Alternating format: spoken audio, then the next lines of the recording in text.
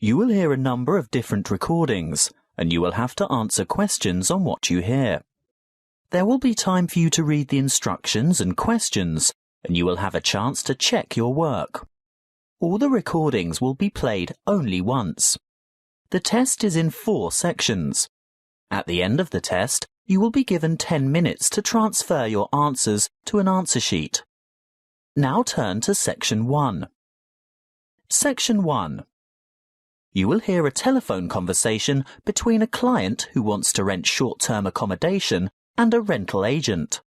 First, you have some time to look at questions 1 to 5.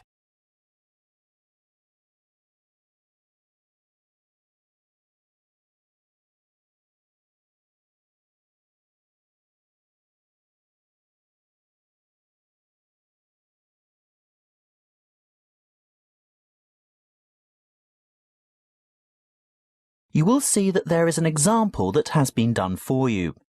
On this occasion only, the conversation relating to this will be played first. Good morning. Ace Accommodation. How can I help you? Good morning. I'd like to organise some short stay accommodation on the Gold Coast, please. Certainly. Who am I speaking to? Miss McKinley. Sylvia McKinley. Could you spell your family name for me, please? It's MACKINLAY.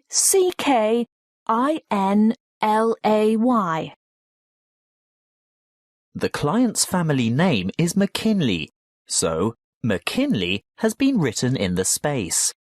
Now we shall begin. You should answer the questions as you listen, because you will not hear the recording a second time.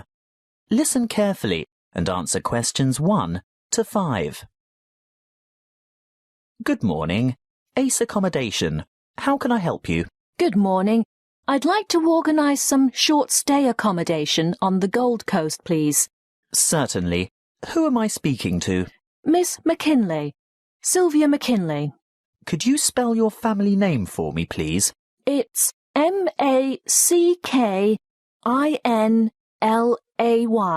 Thank you. And your first name is Sylvia? Yes.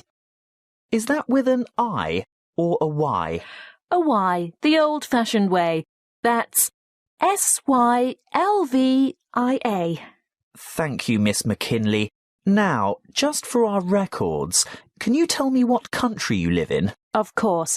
It's England, actually. I thought so. Now, when are you coming? Well, at the moment, we're planning on arriving on July the 26th. Oh, the 25th. That's the last day of the public holiday, and it might be difficult to find something available on that date. No, we're coming on the 26th of July. Oh, well, that's fine then. We'll have lots of good places vacant by then, although you wouldn't be able to move in until late afternoon, because our cleaning crew will need time to get everything ready for you. That suits us. Our flight won't get in until early evening anyway. How many of you will there be? Just my sister and myself. And how long do you intend to stay? Oh, only a couple of weeks. We'd like to stay longer, but we'll have to get back to work. So, you're not coming on business then? No, it's just a holiday. Why, what difference does that make? Oh, you'd be surprised. Business people have different needs.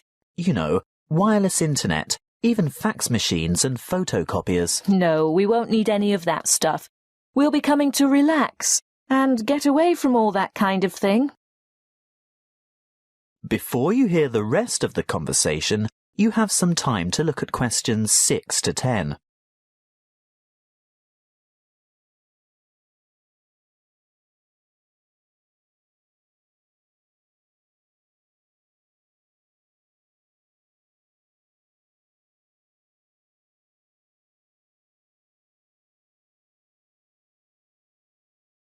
Now listen and answer questions 6 to 10. Good. Now, what exactly are you looking for? A house, a duplex, or an apartment? What's a duplex? Oh, that's what you might call a townhouse or a unit. You know, 2 houses semi-detached on the same property. Oh, I see. I think an apartment will suit us just fine. And how many bedrooms? 2. 1 or 2, it depends on the size. My sister and I don't mind sharing if it's a decent-sized bedroom with 2 beds. Well, that makes it easier. And car parking? Will you require a lock-up garage? They're a little harder to find with an apartment. We'll have a hire car, and as far as I know, there are no regulations concerning car parking. I think as long as it's not parked on the street and it's secure, there shouldn't be any problems. OK. Now, I'm assuming you want something by the beach. Yes, that's the idea. We want to enjoy the surf, sand and sunshine. OK, but before we settle on an area and discuss your price range, I'll need to know about other necessities. What do you mean? Well, for example, do you want to be close to a shopping mall or the casino or the fun parks?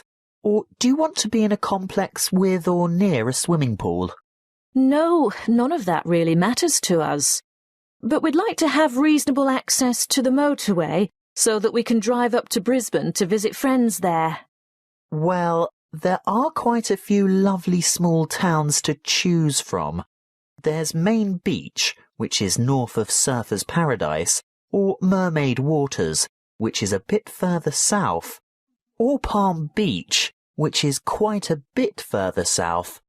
Mermaid Waters sounds delightful. Is it close to the motorway? Well, not really. The M1 is actually closest to Palm Beach, and prices are likely to be more reasonable there too. That's settled then.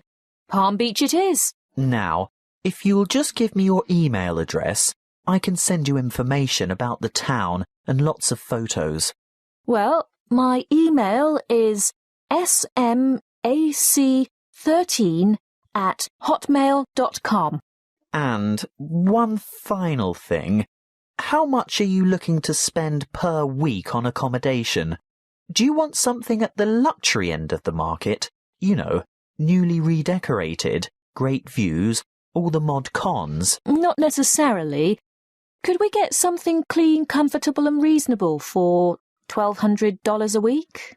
Could you stretch that to $1,500 a week? I've got a property in mind that you'll absolutely love, but you'd have to go to $1,500. $1,200 wouldn't cover it. All right then, but that's our top limit. Good. I'll get on to this straight away, and there should be something in your inbox shortly. That is the end of section 1. You now have half a minute to check your answers.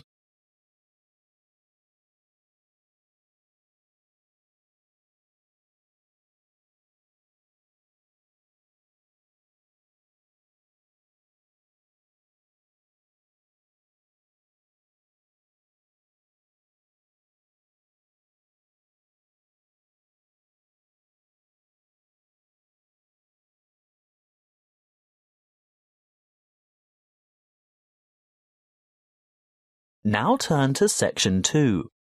Section 2. You will hear a member of the Active Outdoor Club talking to a group of interested potential members. First, you have some time to look at questions 11 to 14.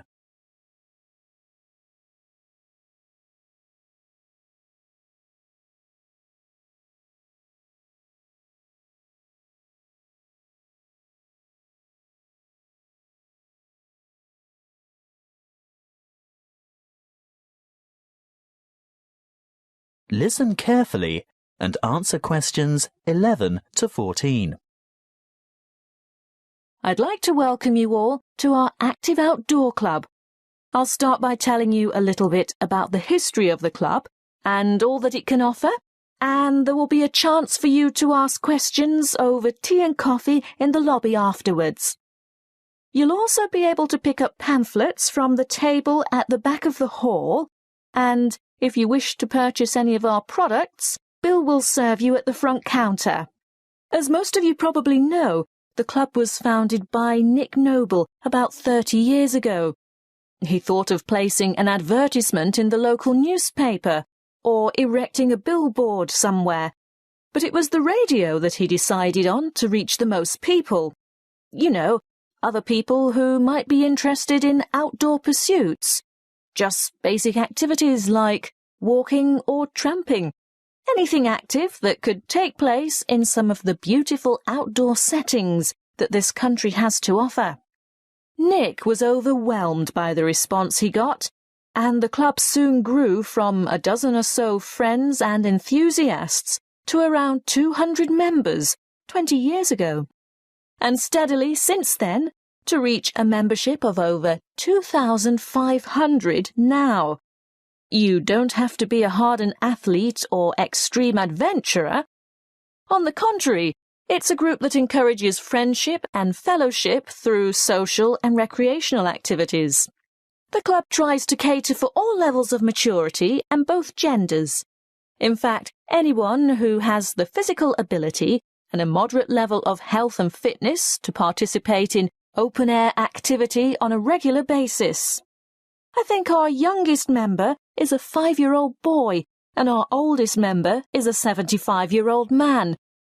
Of course, we have more challenging opportunities for those who are up to it, but all excursions are graded according to level of difficulty, and there will always be something for those families with small children. More about that later. I'm sure you realise that it's part of the focus of the club to ensure that our natural environment is kept as pristine as possible. We all have a keen interest in conservation, and many of our members contribute their time or give a monetary donation to organisations that work to enhance and beautify our natural heritage. Before you hear the rest of the talk, you have some time to look at questions 15 to 20.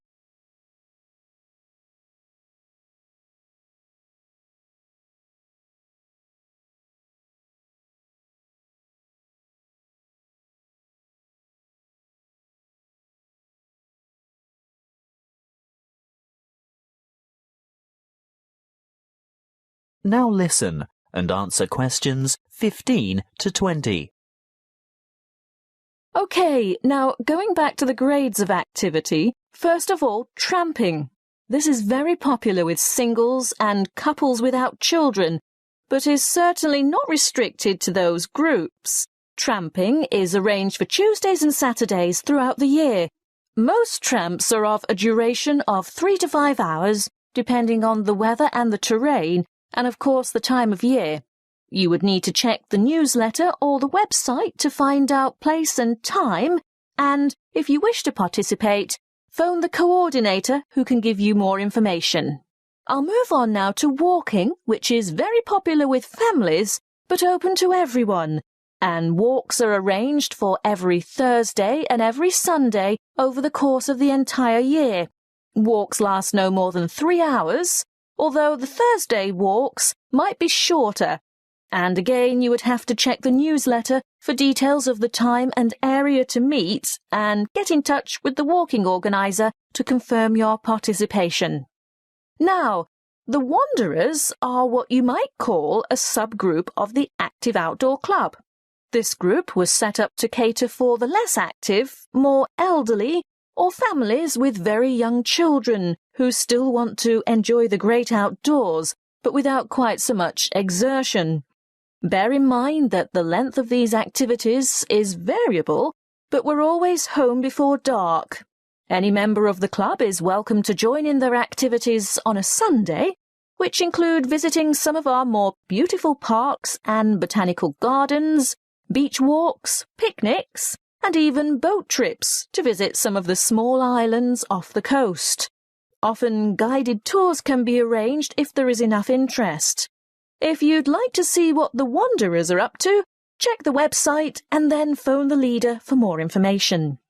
I'll bet you're all ready for that cup of tea now. But before I finish, I really must mention something that can be a lot of fun. A great opportunity to form new or strengthen existing friendships, and a chance to explore a part of the country that you may never have seen before. These are our mystery weekends. The committee puts a lot of time and effort into the organisation of these weekends away, not only for health and safety reasons, but also to ensure that everything runs smoothly and everyone has a good time. There will be a charge to cover travel and accommodation costs, but apart from that, it's an affordable and exciting weekend away from the city. For more information, call the chairman of the committee. You'll find his phone number in the newsletter. So, that's all I have to say at this point. Please enjoy the refreshments, chat with the others, and feel free to ask questions. All the committee members are wearing large red name badges, so they're easy to find. That is the end of section 2. You now have half a minute to check your answers.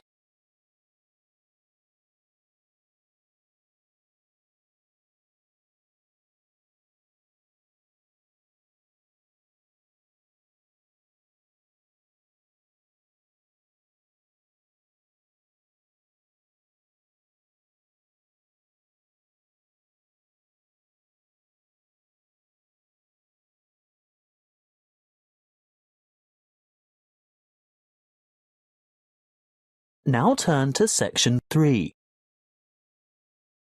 Section 3. You will hear a conversation between an academic advisor and a student asking for information about a particular subject that she wants to study. First, you have some time to look at questions 21 to 26.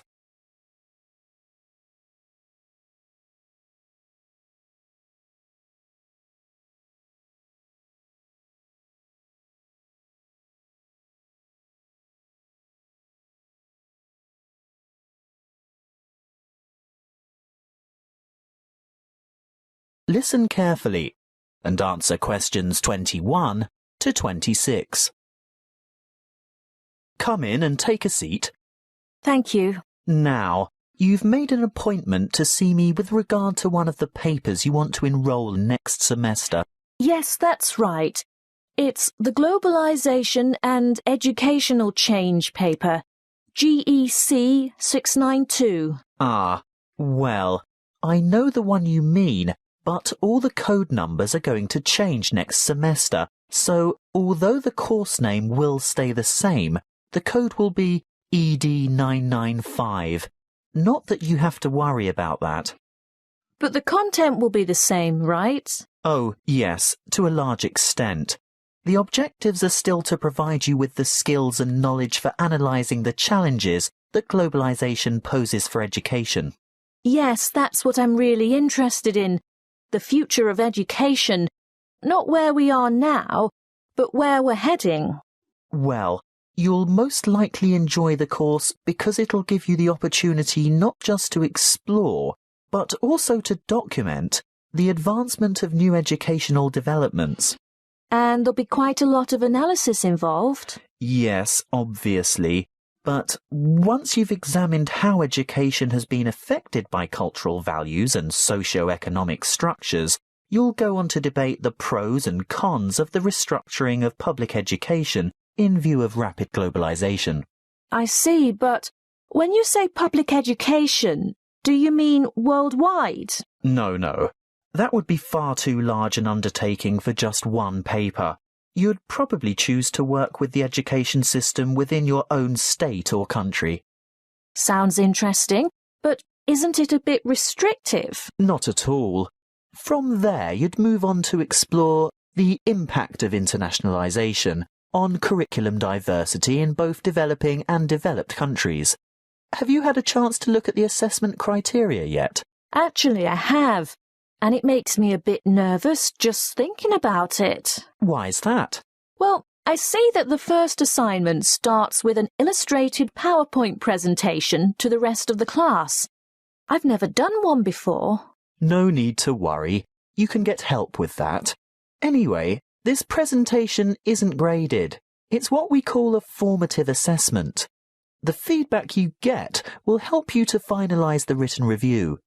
That's a review of those academic articles in the first part of the reading list, right? Yes, but you only have to choose 5 of them.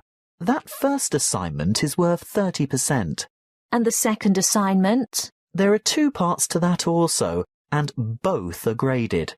20 marks will go towards your participation in a seminar, and then there's a 5,000-word essay, which will be graded out of 50. Thanks. Before you hear the rest of the conversation, you have some time to look at questions 27 to 30.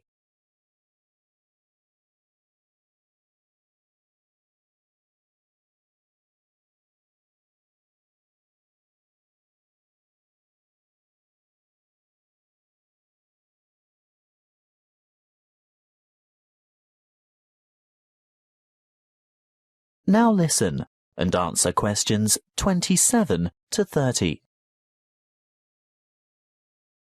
Is there anything else I can help you with? Yes, the reading list is quite long. Where do you think I should start? Well, I'd suggest you leave the articles until the semester is underway, but a good preparation would be to look at some of the major texts. These ones here. In any particular order? You could start with this one by Tower, here at the bottom of the page. Sorry, who? Tower. Tower, 2007, Comparative Education. That should give you a good basis. Then move on to Eliot, Educational Issues of the New Millennium. But be sure to get the 2008 edition, not the original 1998 edition, because so much has changed since 1998. The new edition has extensive revisions and a lot of new material. OK, so that's Tower first, then Eliot. I think I could handle a couple more over the summer break. Well, in that case, look for Brown's Education and Globalization, published in 2009. Actually, there are quite a few books by Brown, but I'd start with that one and leave his others till much later.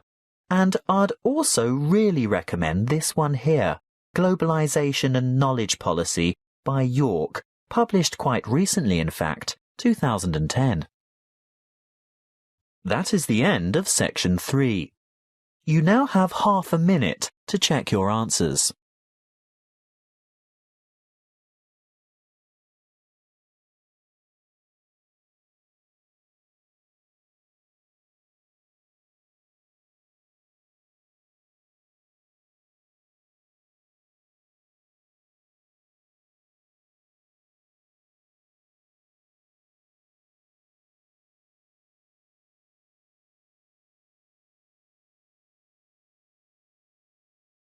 Now turn to section 4. Section 4. You will hear a lecture on immunity and immunization. First, you have some time to look at questions 31 to 40.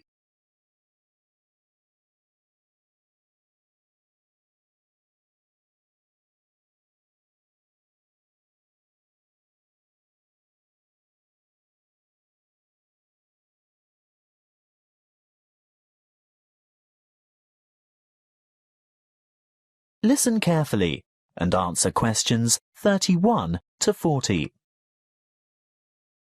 Good afternoon, and thank you for your warm welcome. This will be the first talk in a series of 5 on health interventions, protection and prevention. Could I start by asking for a show of hands? How many of you have had a flu vaccination at the beginning of winter? I thought so. You young ones always think you're indestructible. Well, as you are no doubt aware, disease-spreading germs or pathogens are everywhere. On a daily basis, the human body has to ward off attacks by various harmful bacteria and viruses. A healthy body has a good defense system against many of these germs, but the defense only operates well against microorganisms that it has already encountered, in which case it is said to be immune. There are 2 ways in which humans acquire natural immunity. Actively, when a person has first suffered and then recovered from an illness, and passively, when ready-made protection is transferred into the body, for example, from the maternal blood via the umbilical cord to an unborn child, or through breast milk. Now, artificially acquired immunity can help the body to fight disease, so we can use active immunization as a preventative measure. This is when a person is vaccinated against an illness by injection or oral ingestion of a tiny amount of weakened or inactive germs, not enough to actually cause him or her to contract the illness, but sufficient for the body's defense system to recognize and respond to the threat by forming antibodies. Intervention using passive immunization, on the other hand, is a method of curing an illness after it is too late for prevention. It is less effective than active immunization and takes longer to work. It is used when the body has already been invaded by bacteria and the person is ill. In this case, there is no time for the body to make antibodies of its own, so proteins, usually taken from the blood of animals, are injected to equip the patient with the essential antibodies to combat the particular illness.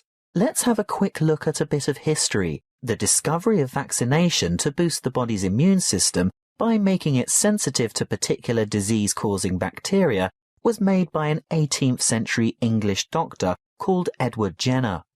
He noticed that survivors of smallpox, a common but extremely dangerous disease, never contracted the disease a second time. In other words, they were immune. He studied a similar disease in cows called cowpox and realized that people in contact with the infected cows became ill with symptoms resembling smallpox. However, this disease was quite mild by comparison, and those who contracted cowpox were then immune to smallpox. He conducted an experiment by injecting a child with a small amount of pus taken from a cowpox pustule. The child subsequently became ill, but soon recovered. Later, he injected the child with pus from a smallpox pustule, and the child did not get sick. He had developed immunity to the more dangerous disease.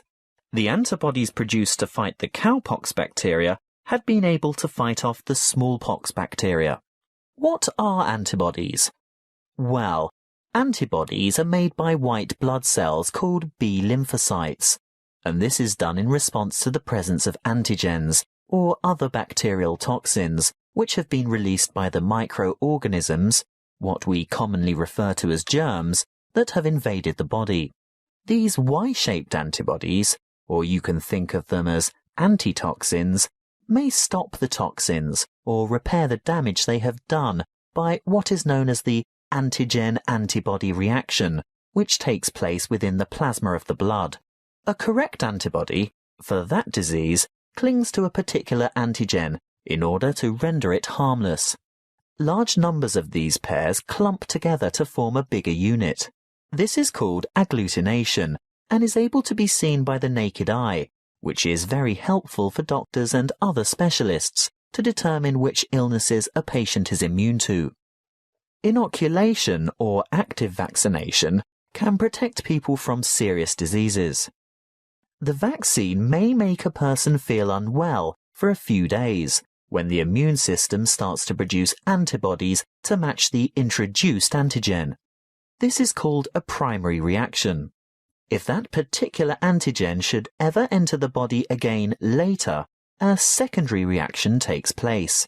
The body is then able to produce large numbers of corresponding antibodies within a short time, so the invading antigens are quickly wiped out, without the person suffering any harm from the disease. That is the end of section 4. You now have half a minute to check your answers.